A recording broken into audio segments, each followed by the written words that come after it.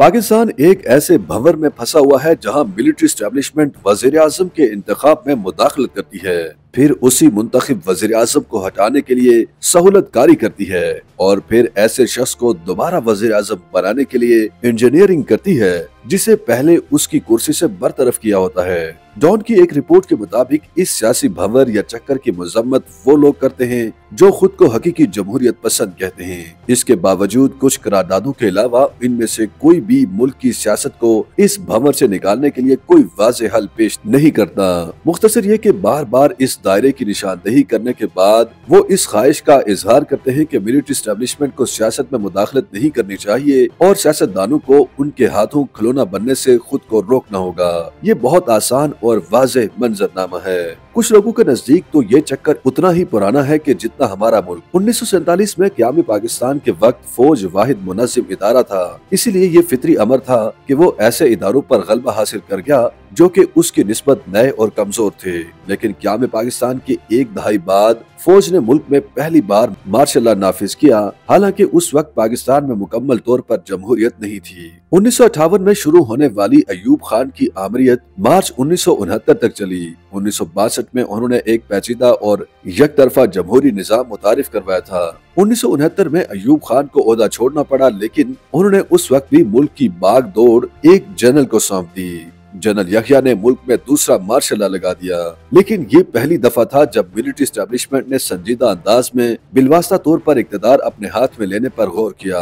इसके लिए यहिया खान को 1970 में मुनाकिद होने वाले आम इंतखाबात में एक खास तरह के नताइज दरकार थे।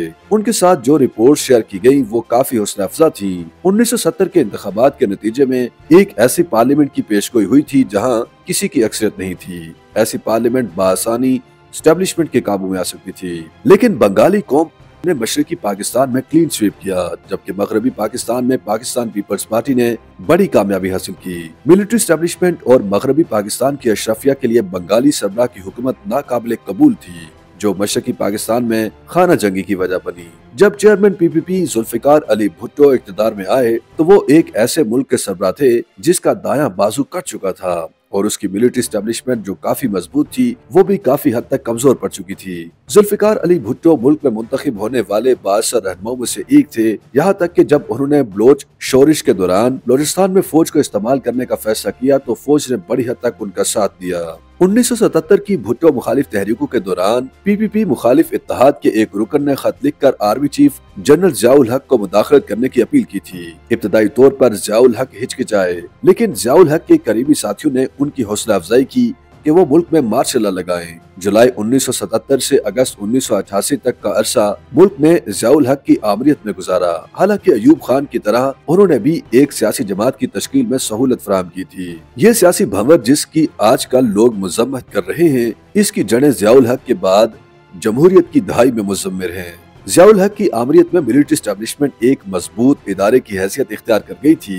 इसके बावजूद 1988 से 1999 तक ये फैसला हुआ कि खामोशी से काम किया जाएगा और इस बात को यकीनी बनाया जाएगा कि उसे हमेशा इस किस्म की पार्लियामेंट मिले जिसकी उसे जरूरत थी, ताकि 1970 के इंतखाबात के बाद यहिया खान को जिस मसले का सामना करना पड़ा उसका सामना दोबारा न हो। 1999 में जनरल परवेज मुशर्रफ की जानिब से इक़्तिदार संभालने के बाद एस्टेब्लिशमेंट की तमाम कोशिशों का दायरा टूट गया और एक बार फिर मुल्क उसी भंवर की लपेट में आ गया जिसमें अयूब खान और जियाउल हक मुल्क को आगे लेकर गए थे, यानी हर एक दहाई बाद आमरीत। ताहम 2008 में परवेज मुशर्रफ की हुकूमत खत्म होते ही मुल्क एक बार फिर 1990 की दहाई के दौर में वापस आ गया, जहां सियासत में मिलिट्री एस्टेब्लिशमेंट के हाइब्रिड निजाम की वापसी हुई।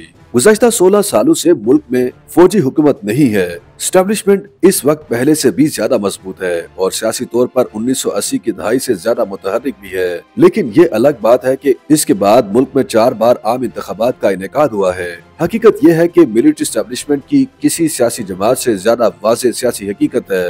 ये मुल्क की सियासत में बराबर की स्टेक होल्डर है, तो क्यों इक़्तिदार में आने के 1 या 2 सालों बाद अचानक वज़ीर आज़म एक वजूदी बहरान का शिकार हो जाते हैं और ये समझते हैं कि उनकी मकबूलियत उन्हें एस्टेब्लिशमेंट से अलग करने के लिए काफी है। पाकिस्तान में आने वाले वज़ीर आज़म को भी ये खेल इसी तरीके से खेलना होगा। इक़्तिदार में आए, मईशत पर तवज्जो दें, मिलिट्री एस्टेब्लिशमेंट को एक अहम स्टेक होल्डर समझें, माशी कामयाबी की बुनियाद पर अपनी हमायत बनाएं और ये सब करने के बाद ही हाइब्रिड निजाम के हवाले से इस्लाहात लाने पर काम करना शुरू करें। दर हकीकत मुआशी कामयाबी और कुछ जरूरी समाजी इस्लाहात जिससे मिलिट्री एस्टेब्लिशमेंट का कोई सरोकार न हो, ऐसी इस्लाहात ही मिलिट्री एस्टेब्लिशमेंट को पाकिस्तानी सियासत में सिविलाइजेशन को कबूल करने पर मजबूर कर सकती हैं। YouTube पर गूगली न्यूज देखने के लिए youtube.com की सर्च बार में गूगली न्यूज टीवी टाइप करें। गूगली न्यूज के पेज पर सुर्ख रंग के सब्सक्रिप्शन वाले बटन पर क्लिक करना ना भूलिए। YouTube पेज पर अपलोड होने वाली वीडियो से बाखबर रहने के लिए बेल आइकन पर क्लिक कीजिए। आपको हर नई वीडियो के बारे में नोटिफिकेशन मौसूल हो जाएगा।